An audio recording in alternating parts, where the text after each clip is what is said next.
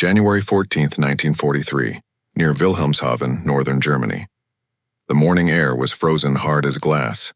Over the North Sea, the first sunlight broke through a layer of mist, scattering across hundreds of specks advancing eastward.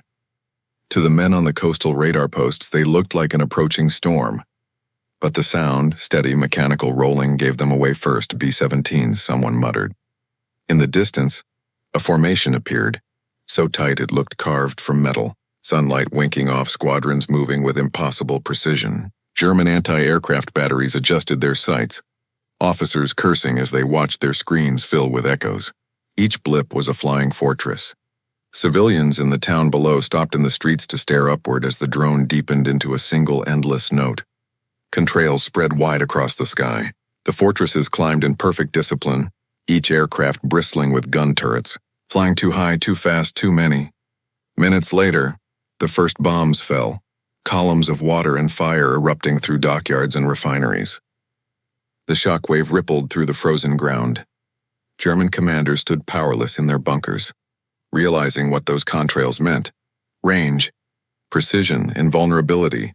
For the first time, the Reich's heart was within reach. From that morning onward, every German officer who looked up knew what was coming. The sound that meant no stronghold was beyond the reach of America's airborne giants. When the Second World War opened in 1939, strategic bombing was still theory cloaked in ambition.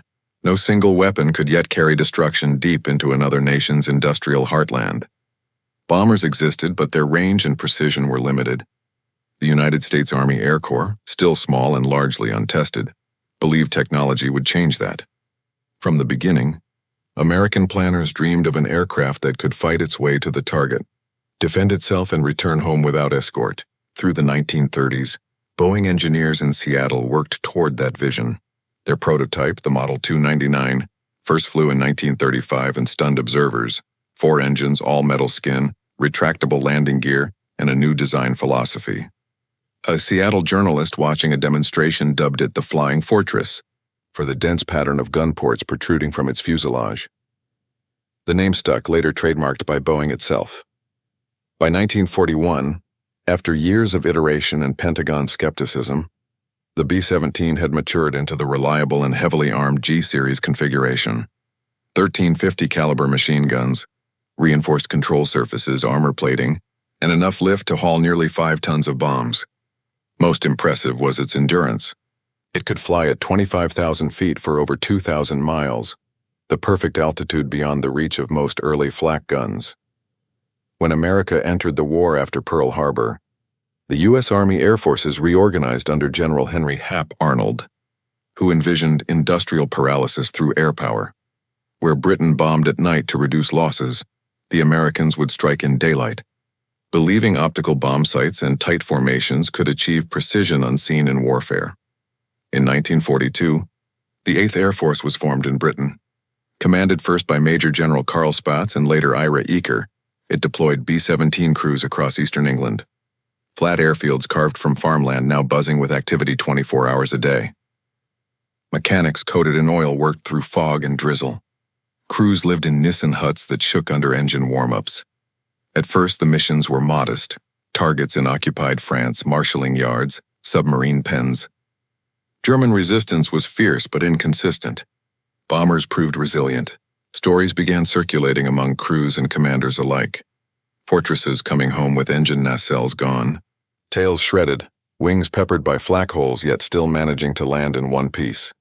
To German observers, those early raids carried an uncanny message. The enemy possessed a machine that could absorb punishment as if made to defy gravity itself. By late 1942, the Luftwaffe's early supremacy in Europe was already challenged. Its bombers that once burned London had turned to defense. Goering's air fleets were bleeding slowly over Russia, and factories inside the Reich continued working only because Allied reach had not yet crossed the Channel. The arrival of the 8th's flying fortresses would change that calculus entirely. What Allied planners called a self-defending bomber was beginning to look, from Berlin's perspective, like an instrument of unstoppable attrition, a weapon whose endurance mocked the limits of conventional defense. And across the German High Command's reports, a phrase began to appear beside the daily loss summaries: Feindliche Viermotorige, large enemy four-engined bombers sighted again. Those sightings would soon cover every region of the German map. By early 1943, Allied air power had transformed from nuisance to existential threat. From airfields spread across East Anglia, entire squadrons of B-17 flying fortresses lifted off each morning, forming vast geometric patterns in the sky. British farmers working their fields would pause as hundreds of contrails stitched white scars toward the east. Each aircraft carried 10 men and a bomb load aimed not at troops, but at the industrial lifeblood sustaining Hitler's war machine. For the German High Command, this was something new and terrifying. The Luftwaffe had learned to fight tactical engagements, not an enemy that could attack deep behind the front lines again and again with factory precision. When the U.S. 8th Air Force launched daylight raids, its tactic was unlike Britain's area bombing. Americans aimed directly for ball-bearing plants, synthetic oil facilities, rail junctions, and aircraft factories. The goal was to break Germany's ability to make war, not merely frighten its civilians.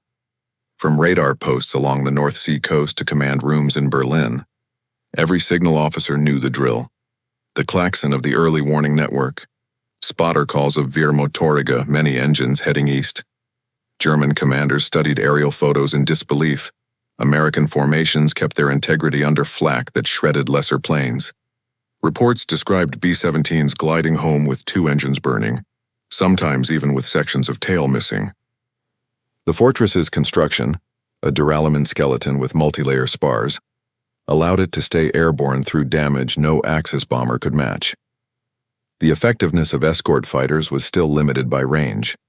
P-47s and Spitfires could not follow far into Germany, yet combined defensive fire from hundreds of B-17s turned the very air around the formation into a wall of lead. German ace Adolf Galland would later write that attacking these bombers was like diving into a flying fortress city. Interceptors often had to break off before reaching firing distance. Still, the Americans paid dearly. Through winter and spring 1943, mission losses averaged 5 to 10%. An unsustainable rate. Yet morale among air crews rarely broke. Their confidence came from something deeper than optimism. It was forged by the belief that if enough missions flew, the Reich itself would crumble. German planners knew it too.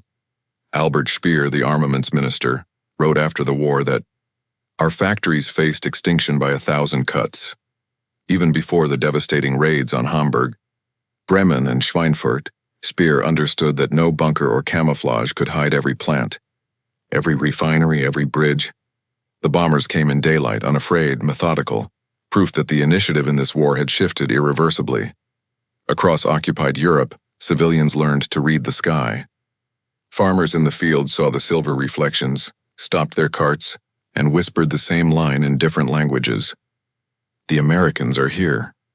To Goering's lieutenants, who once promised total air control, the reality was bitter and unmistakable. Germany could strike back with interceptors, with flak, with desperate engineering solutions, but nothing could undo the new geography of the air war. The sound of the flying fortress meant one thing to generals. In their command bunkers and anti-aircraft crews on factory roofs alike, that distance, the great ally of past German strategy had vanished. The war's front line now floated 10,000 meters above them, carried by machines with wings too broad to ignore and courage too vast to measure. From February onward, the High Command would shift resources, redeploy squadrons, and harden flak belts. Yet no measure of preparation could silence the low, rolling thunder that marked the daily beginning of the United States' relentless daylight offensive, the mechanical heartbeat of the Allied advance. And, as the contrails over German cities grew thicker each month, the question facing every commander in Berlin became urgent and unavoidable. How do you stop an enemy whose fortress travels on wings? To understand the fear the B-17 flying fortress produced, one must begin with the machine itself, a seamless union of engineering and endurance. Boeing's designers had tailored it to survive isolation. Each bomber carried oxygen for high-altitude flight, armor behind cockpit seats, and self-sealing fuel tanks protected by layers of rubber and treated fabric. The framework, built from lightweight aluminum alloy, could bend rather than shatter, absorbing explosions that would tear other planes apart. Four Wright R-1820 Cyclone engines powered propellers nearly 4 meters across, giving the aircraft the lift to soar above 25,000 feet. A Norden bomb sight, so secret crews swore oaths not to discuss it, allowed targeting within a few hundred feet when clear skies cooperated. The guns ringed the airframe, twin-mount turrets on top and bottom, waist gunners on either side, a tail gunner facing directly aft, a nose gunner below the pilot. Together they formed an interlocking field of fire that could deliver 1,500 rounds per minute. Pilots described the formation as a self-contained battleship squadron, and genuinely believed armor and discipline would guarantee daylight dominance. To German anti-aircraft crews, that description soon felt literal. Radar tracked the compact clusters appearing over the border, moving too fast and too high for single-engine fighters to destroy. Pilots of the Jagdgeschwader wings called them fliegende Festungen, flying fortresses, and shuddered at how easily one crippled bomber could still hold its formation. Each attack cost them irreplaceable aircraft and hours of fuel. The machine, tested to protect crewmen over deserts and oceans, had become the ideal invader. Slow enough to aim accurately, strong enough to ignore punishment, persistent enough to return again the next day. American daylight bombing reshaped the rhythm of the European war. The mission briefings began before dawn. Weather officers and navigators traced wind patterns across vast maps pinned in concrete rooms. Crews climbed into freezing aircraft knowing the plan required obedience down to the second. A fleet of hundreds had to synchronize takeoff, altitude, and course, forming what planners called the combat box. Each fortress covered the blind spots of the one beside it, both a defensive tactic and a symbol of unity. At 20,000 feet, temperatures hit -40 degrees. Gun barrels frosted, oxygen masks froze to faces, and vibrations numbed fingers. Yet formations held. German interceptors diving from above faced concentric rings of tracer fire. Attacks that succeeded on one bomber usually ended with their own destruction. Commanders like General Ira Eaker and later Curtis LeMay believed precision could win the war faster than armies crossing borders. The theory was brutal but effective. Destroy transportation hubs, oil refineries, and synthetic rubber plants, and the front lines would collapse from starvation of fuel and steel. The tactical brilliance lay in persistence. Each wave of B-17s created a pattern: assemble, penetrate, bomb, and withdraw. Even when losses reached 20%, new crews replaced the fallen within days. For the defenders, it felt endless. Every region of Germany eventually appeared on the target list. Luftwaffe headquarters calculated that to repel one full-sized mission required almost every operational fighter left in the Reich. The strain this imposed meant pilots slept in cockpits, mechanics scavenged parts from wrecks, and radar operators prayed each night for storms over Britain. The fear was both tactical and spiritual, a realization that no matter how many fortresses were destroyed, the formations kept reforming over the horizon. For frontline German commanders, the appearance of the flying fortress marked the beginning of impotence. Adolf Galland, one of the Luftwaffe's few remaining aces, admitted later that our air defense died in slow motion. In after-action reports, phrases such as overwhelming density, returns fire from every direction, and targets cannot be dispersed, repeated endlessly. Berlin's Air Defense Command believed at first that Allied morale would collapse under losses. Instead, they watched squadrons expand. 12 bombers became 100, 100 became 1,000. The endless contrails painted white scars across every German morning. Factory managers wrote directly to Speer begging for anti-aircraft reinforcements.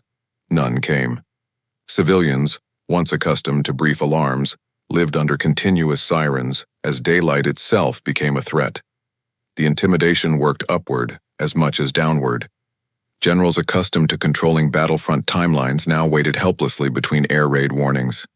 When infrared reconnaissance confirmed B-17 routes toward Berlin and the Ruhr Valley, command posts fell into tense ritual. Phones ringing, maps trembling under rulers, the fatal question: are they coming for us today? By 1944, fear of the bomber offensive had sunk into the national psyche. Propaganda called the crews devils. Ordinary people called them giants. Each new construction of underground factories, each relocation to mountain caves, was a monument not to German resourcefulness, but to the haunting certainty that nowhere, inside the Reich, was beyond the reach of the flying fortress. The German high command still tried to believe in miracle weapons, yet the sound they really feared was that slow collective thunder approaching from the west, an industrial heartbeat of defeat. Each B-17 that crossed the channel carried 10 souls, suspended between professionalism and survival. Pilots were often 21 years old, gunners even younger. Their world was aluminum, frost, vibration, and noise that never stopped.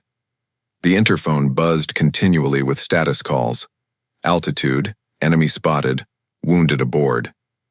When German fighters erupted through the formation, time slowed to instinct. Twin-mount turrets spun, bullets tore through fuselage skin like rain through paper. Crewmen called it flying the box. Breaking formation meant death for all. They learned to trust geometry as much as courage, front guns protecting the tail, side guns covering the flanks, the entire squadron locked in perfectly spaced symmetry. When flak exploded outside, the whole craft jumped as if punched by a giant. Frost formed on inside walls. Blood froze where it spattered. Yet photographs from the period show grinning crews posing after landings, faces smeared with oil and relief. They called their bombers homes in the sky. To them, every flight home was proof that the fortress name wasn't exaggeration, it was survival incarnate. In their gun sights, German cities stretched below like maps. Bombs fell in sticks of destruction measured only by calculation. After missions, they ate in silence, each man aware that victory depended on outlasting fate. Their ferocity, and the machine that enabled it, etched itself into German memory far longer than any individual raid. By mid-1943, American generals realized the bomber offensive was both irresistible and unsustainable. Without long-range escorts, losses climbed into catastrophe. It was commanders like Curtis LeMay and Jimmy Doolittle who redefined how the men flew and fought. LeMay compressed formations, organized staggered altitude combat box patterns, and demanded absolute discipline even under fire. Doolittle later changed escort policy, freeing the new P-51 Mustang fighters to roam ahead rather than stay tethered to bombers, drawing German defenders into chaos. The results were immediate. Luftwaffe interception waves, once bound to strict, coordinated times, dissolved into piecemeal attacks, slaughtered by Mustangs before ever reaching the fortresses. German command realized the nightmare had deepened, a self-defending bomber now protected by faster hunters. Göring's reports to Hitler became circular exercises in despair. Production too slow, fuel too scarce, seasoned pilots dead or training conscripts. For German industry chiefs like Albert Speer, leadership failure above meant raw collapse below. Power stations, refineries, and rail hubs turned to ash faster than they could be repaired. Factories moved underground, but even there, shockwaves cracked roofs and crushed morale. By 1944, leadership meetings in Berlin opened with weather forecasts for England. Not conversation about fronts, but about clouds, the only thing that could stop the Americans. While German commanders feared the fortress, many also respected it. Shot-down crews were often treated with professional courtesy, tribute to opponents who had turned civilization itself into a weapon. The B-17 came to symbolize America's industrial soul, the mechanical democracy of men and metals working in rhythm. Yet the moral line blurred quickly. Precision bombing was a mathematical fiction in bad weather, and bombs rarely fell only on factories. Every strike on Kassel or Hamburg added civilian dead to the list. Reports from U.S. Army Air Force. Psychiatrists noted growing guilt among crews who looked down through openings in cloud and saw flames spreading through city centers. In the Reich, propaganda called these acts terrorism. To generals like Spaatz and LeMay, they were necessity. The fortress embodied this contradiction. It defended freedom by erasing the infrastructure of tyranny. Even German civilians who despised the raids admitted a reluctant recognition that this was the price of the regime's arrogance. After the war, captured officers repeatedly used identical phrasing while describing those bombardments. General Galland summed it best during interrogation in 1945. "Your fortresses made us comprehend the end, not just of Germany, but of an age." That end would manifest soon enough. The flying fortress had moved from rumor to inevitability. Its deep engine note became the sound of approaching defeat. 1943 had been the crucible of fear. 1944 would be its confirmation, when the bombers grew invincible and German resistance began to crumble under a rain of metal. August 17, 1943, Germany's heartland. The air vibrated with an unmistakable roar. From bases across England, 376 B-17 flying fortresses had risen at dawn, slicing through dawn clouds in columns that stretched for miles. Their twin missions, Schweinfurt and Regensburg, would pierce deeper into the Reich than any air armada had yet dared. Inside German command bunkers, radar operators at Kassel shouted bearing numbers until their voices cracked. Oberst Hajo Hermann, directing fighter deployments, looked at the scope and whispered, "It's an entire horizon." Every interceptor within reach was ordered into the sky. The day would become one of the most ferocious air battles of the war. As the fortresses crossed the Rhine, flak filled the air like black blossoms. Unit 303 Detachment Leader Major Clark Gable, the Hollywood actor turned gunner, recorded watching smoke from another group 30 miles away, so dense it resembled a single continuous explosion. The first wave struck Regensburg, crippling Messerschmitt factories churning out the new Me-109G fighters. The bomb pattern was devastating, but so were the losses. Fighters poured through gaps in escort coverage, FW-190s, Bf-109s, twin engines or stirrers, raining cannon shells. By the time the last bombs fell, 59 B-17s were down. Nearly 600 aircrew were dead or captured. Yet back in Berlin, success turned hollow. Reports from Regensburg factories recorded catastrophic hits. Assembly lines gutted, prototypes destroyed. Within weeks, production plummeted by half. The Luftwaffe's core units spent their remaining fuel chasing fleeing bombers, while incoming U.S. formations continued hammering fresh targets. To German commanders, this pattern exposed a terrifying arithmetic. Even when victories came, dozens of enemy bombers destroyed. The damage they received outpaced repair capacity. Every fortress that fell seemed replaced by two more. The relentless attrition meant fighter groups must launch repeatedly each day until exhaustion replaced tactics. At Schweinfurt, where half of Germany's ball-bearing output lay concentrated, explosions rolled across miles of industrial landscape. Flames from the Kugelfischer AG plant rose so high, British reconnaissance photographed the fires from the Channel coast. Speer's ministry later calculated that production of bearings, critical to tanks, aircraft and submarines fell by 38% within 3 months. Back at base, the returning bombers landed on shredded tires and shot out undercarriages. Ground crews stopped counting bullet holes. Some aircraft carried over 1,000, but they had flown home. That fact alone carried strategic weight far beyond the day's loss percentage. In Berlin's underground air raid headquarters, the diagnosis became clear to officers like General Jeschonnek. He sent a memo to Göring marked vertraulich, dringend, confidential, urgent. It admitted that heavy fighter interception tactics were ineffective against massed formations. Within hours, Jeschonnek shot himself after an all-night meeting, overwhelmed by the hopeless mathematics of defending the Reich. Throughout 1943 and 1944, Schweinfurt, Hamburg, and Hanover burned again and again. Each time, flak gunners swore they had reached their peak of endurance. Each time the American bomber stream appeared larger. The Reich's confidence, founded on the supposed impregnability of its airspace, crumbled in the same rhythm that bombs fell through its air. Berlin's citizens coined a bitter phrase whispered in shelters. Der Himmel gehört den Amerikanern. The sky belongs to the Americans. Every German commander understood what that meant. The flying fortress wasn't merely destroying factories. It had seized the battlefield itself, the invisible ocean of air, turning all of Germany into a geography of targets. The day after Schweinfurt-Regensburg, engineers examined surviving aircraft frames in disbelief.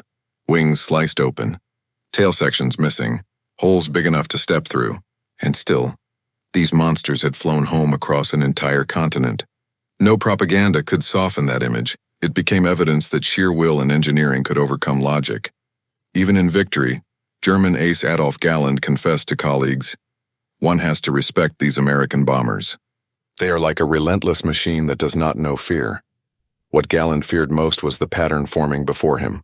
History's first long-range industrial annihilation campaign was only halfway through, and the worst was yet to come. February 20th, 1944, the big week. Snow still covered the airfields of England when hundreds of B-17s rolled down runways, engines bellowing in unison.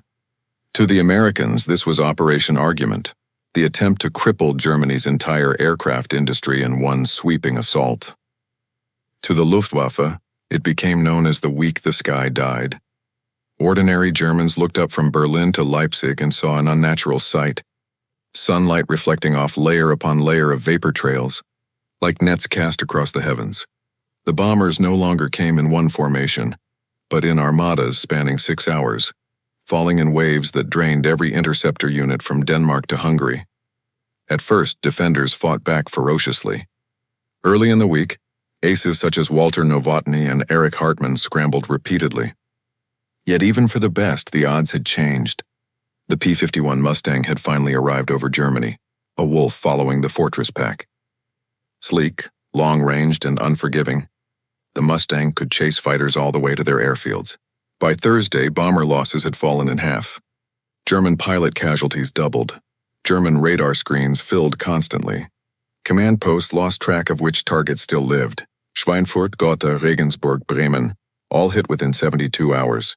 Assembly plants for the Me-109 and FW-190 were shattered, transport links cut, synthetic oil facilities in flames. Factories that had once built the guardians of German airspace now became their graves. Reports from the Reich's Luftfahrt Ministerium were blunt. In Berlin, a weary Göring faced disbelieving junior officers. If even one airplane of mine reaches England tomorrow, I shall thank God. The remark spread like confession through command circles. The once boastful Reichsmarschall had surrendered to arithmetic. All along Germany's defensive belt, flak commanders noticed something new: resignation. Guns still fired, but their crews no longer expected to hit anything. When formation after formation re-entered the horizon, new plumes already following behind, reason dissolved into fatal admiration. In diaries and letters later captured by U.S. investigators, many German officers wrote variations of the same sentence. Wir kämpfen gegen Maschinen, nicht gegen Menschen. We fight machines, not men. By spring 1944, Allied intelligence confirmed what photos already showed. Fighter production had dropped by half, fuel reserves were collapsing, and the Luftwaffe could no longer contest the skies. In July, American bombers struck Berlin itself in daylight. The once unthinkable had happened. The capital of Hitler's empire visible in cockpit crosshairs. Inside his bomb-proof shelter, Albert Speer watched reconnaissance films of flattened factories and told Hitler, "If the attacks continue, within 2 years we will no longer be able to wage total war." The Führer dismissed him, but the sentence echoed like prophecy. Germany's engines, physical and psychological, were running dry. Meanwhile, among bomber crews, the fear shifted from survival to completion. They understood they were rewriting warfare. Each mission carried its own arithmetic. 10 crewmen per fortress, 10,000 feet above a country collapsing beneath them. They saw the gray columns of flak as punctuation marks in the story they were finishing. When the invasion of Normandy opened in June 1944, it was possible only because the flying fortresses had already broken the enemy above and beyond the beaches. Railways smashed, refineries empty, soldiers isolated without fuel or reinforcement. Every tank that never reached the front owed its absence to the noise of engines that had started over Norfolk fields at dawn. By autumn, the once formidable Luftwaffe existed mostly on paper. Novice pilots, barely trained, climbed into fighters with fuel for one sortie. Those who survived filled their reports with the same observation: there was nowhere to hide. The flying fortress was everywhere and always. Generals who had once mapped offensives now calculated survival time. The air itself had become Allied territory. When enemy scouts spotted vast streams of silver bombers advancing from the west, they no longer issued alarms. Just a single resigned command passed through the defense network: Deckung suchen. Take cover. From that moment forward, the outcome of the air war was no longer in question. The flying fortress had achieved what no single weapon had ever done, not just domination of the sky, but the psychological surrender of an entire military command beneath it. And as smoke from thousands of fires rose into the same cold altitudes where the B-17s cruised home, even German officers watching from bunkers conceded the truth privately. The war was already lost, carried away by wings. The shock of that realization would ripple through every German staff headquarters until the final days in 1945, and it would define what historians would later call the day the Luftwaffe bowed to the flying fortress. When the thunder of engines finally faded from Europe's skies in the spring of 1945, Germany's landscapes looked less like a nation and more like an anatomy of defeat. Rail lines splitter into twisted metal, fuel depots cratered, bridges lying in rivers like broken ribs. From Cologne to Dresden, the once dazzling geometry of a modern state had turned gray, flattened under 4 years of steady, high-altitude punishment. Post-war surveys quantified what German civilians already knew by instinct. By early 1945, the Allied air campaign, anchored by squadrons of B-17 flying fortresses, had destroyed nearly 70% of major industrial centers west of the Elbe. Synthetic oil output, once the empire's lifeline, collapsed to less than 5% of capacity. Rail transport made inoperable entire regions of Ruhr steel. Even weapons production, briefly revived in underground factories, withered from lack of power and transport. No longer able to move men, machines, or fuel, the Wehrmacht on every front operated under siege from its own sky. For the engineers studying this catastrophe after the war from both Allied and formerly Axis desks, the flying fortress became shorthand for inevitability, the realization that industrial warfare had outgrown tactics, where tank battles could still hinge on luck and infantry could cling to terrain. The bomber offensive represented a new arithmetic of annihilation governed by production lines rather than generals. The toll on the Americans themselves was staggering. More than 47,000 airmen in the 8th Air Force alone were killed in action. Another 25,000 were captured. More than 4,700 B-17s never returned. Airfields in eastern England resembled graveyards of crumpled aluminum, crews attending endless funerals as reinforcements arrived straight from school. They'd paid for every square kilometer of sky they owned. On the German side, the psychological wound endured longer than the ruins. Captured officers told Allied interrogators the same story. Not that they had lacked courage, but that courage itself had become irrelevant. We knew, one Luftwaffe colonel admitted, that however many fortresses we destroyed, the next morning more would appear. We fought mathematics, not men, Albert Speer summarized. It bluntly to Allied investigators in 1946, our defeat was decided when the Americans proved they could produce and sustain an air army of such dimensions. He wasn't exaggerating. The United States had built 12,700 B-17s, paid for through an economy that approached war as an equation of endless supply. For the Allies, this didn't feel like triumph so much as exhaustion. Pilots who survived 25 missions, the curse and benchmark of bomber tours, stepped out of service years older in body and soul. Some never spoke of what they'd seen through the bomb sight. Precision had been an aspiration, not a reality. Whole districts vanished under collateral clouds. Even as Europe celebrated liberation, airmen and civilians began to grapple with a quieter reckoning. What price had been paid to prove that skies could decide wars? Among historians later reviewing that balance sheet, one judgment remained uncontested. While atomic bombs stopped the final act, it was the flying fortress that had broken the rhythm of Nazi conquest, striking deeper, longer, and more relentlessly than any weapon before or since. From that understanding, the New World took shape. The Boeing factories once building fortresses now turned to civil aviation. The young U.S. Army Air Forces, tried and bloodied above Germany, would reform in 1947 as the United States Air Force. Its doctrine, strategic dominance through control of altitude, was born directly from those endless daylight raids. In the shattered hangars of the defeated Luftwaffe, captured B-17 sat beside the ruined remnants of Me-262 jets. German engineers walked around them, taking measurements, tracing armor patterns, whispering about durability they'd never achieved. One technical officer reportedly said simply, "Had we built this, perhaps the war would have lasted forever." What no engineer could design, however, was new faith. For a generation of German officers raised to believe in invulnerability, the fortresses had erased that illusion completely. From now on, fear would always look upward. When the armistice took hold and the occupation of Germany began, the impact of the Flying Fortress campaign continued to unfold, not just in smoking ruins, but in minds recalibrated to a new reality of war. Strategists in Washington and London gathered reports from captured German ministries with a single objective: to understand what had worked, what had failed, and what these lessons meant for the next age of conflict now dawning between former allies. The documents delivered a consistent theme. Every major German planner, from Albert Speer to General Koller, listed the same weapon at the top of their nightmares list: the B-17.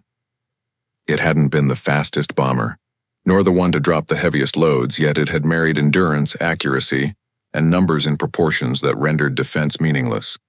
In post-war testimony, Luftwaffe ace Adolf Galland described it as the shape of a future we could neither fight nor ignore. To him, even the presence of the fortress patrols over cities like Berlin and Frankfurt signaled a new form of combat where bravery alone had no equation. The human and mechanical had fused into something beyond comprehension: industrial will flying on wings. This realization resonated beyond Germany. Soviet observers at the Allied Control Commissions took careful notes, understanding that strategic bombing, and the technology supporting it, would define the next military horizon. Within a decade, that insight crystallized into the doctrines of nuclear deterrence: fleets of bombers carrying weapons that rendered borders irrelevant. In that sense, every B-17 contrail across 1944's skies pointed directly toward the jet bombers of the Cold War and the intercontinental missiles to follow. Yet in Germany itself, memory manifested differently. At first, resentment filled the ruins. Entire cities erased, millions displaced, tens of thousands of civilians dead. But as reconstruction programs unfolded under Allied oversight, a paradox emerged. Many surviving Germans privately admitted that the raids, however catastrophic, had annihilated the Nazi myth of invincibility. The incessant daylight hammering had exposed the regime's vulnerability for all to see. As historian Jörg Friedrich later wrote, the bombs did not just fall on cities, they fell upon illusions. For the American airmen who returned to civilian life, recognition came slowly. Medals replaced comrades lost. New wars replaced old memories. On anniversaries, they gathered at reunions in small towns across the United States, tracing photos of their old squadrons, men in heavy jackets, smiling despite frostbite and fear. German veterans sometimes joined them, shaking hands, trading stories about the same sky from opposite sides of the gun sight. The bitterness between them had evaporated, leaving only awe at what human beings had dared to accomplish and survive. By the early 1950s, the Flying Fortress slipped from active service, its mottled aluminum skin turning dull in scrapyards or museum hangars. But its legend only deepened. Engineers studying airframe compositions, fuel systems, and global range models built entire industries on lessons first tested over Europe. Commercial aviation, intercontinental transport, even modern search and rescue navigation owed part of their lineage to what Boeing's revolutionary bomber had proven possible. For Germany, the image of the B-17 became symbolic, the sound that meant the regime's time was over. Among officers writing memoirs, those droning engines filled every recollection like a ghostly motif. Field Marshal Erhard Milch wrote before his trial, "Every fortress that crossed our sky announced the future, the age when no dictator could hide behind distance. The fortress had done more than win a war. It had rewritten the boundaries of warfare, showing that power no longer depended on the number of divisions a nation fielded, but on its command of the air above them." That understanding reshaped every strategy drawn from 1945 onward, embedding fear and respect equally into the new vocabulary of superpowers. And somewhere in a quiet hangar outside Munich, one captured B-17, repaired for evaluation but never flown in combat again, stood for years under a layer of dust. Children of engineers once charged with its destruction would visit decades later, touching its wing and reading the faded letters stenciled beneath the cockpit. Fortress. They understood what their fathers had admitted only after defeat, that the machine they feared most had also delivered the modern world they inherited. Next, would come the reflection on what the flying fortress ultimately meant, not just for victory, but for humanity's uneasy relationship with progress carried on wings of destruction. When the dust of war settled, what remained of the flying fortress was more than wreckage or legend. It was a lesson written across the sky. The B-17 had proven a principle that every generation after 1945 would learn. Control of the air is control of destiny. Yet beneath that mastery lay a quieter truth. Each advance in technology carries the seed of its own moral reckoning. To German commanders, the sound of distant engines had once meant omnipotence reversed, a mechanical tide they could neither outfly nor outshoot. To American crews, the fortress was survival in metal form, a 10-man partnership of courage and machinery that embodied faith in precision, discipline, and sheer endurance. Between those two visions stretched the thin space where destruction had become strategy, and fear had been weaponized into surrender. Historians later called the flying fortress the first modern weapon of deterrence, a machine that made war feel inevitable, yet made its continuation impossible. Its legacy was visible not only in the bombers and missiles that followed, but in mankind's understanding that progress could not be separated from consequence. Every high-altitude contrail traced above the Earth after 1945 carried echoes of those engines that once shook Europe awake, when former enemies met decades later beside memorials or restored aircraft. They spoke the same thought in different tongues, that the fortress had broken more than a nation. It had shattered the illusion that technology could be innocent, and perhaps that is why its name endures, not as celebration of might, but as reminder. In the hush of any museum hangar, when light glances across riveted aluminum and the smell of oil still hangs faintly in air, one can almost hear it again. The steady heartbeat of 4 engines flying toward a war they would end by proving that the sky itself had become humanity's final battlefield.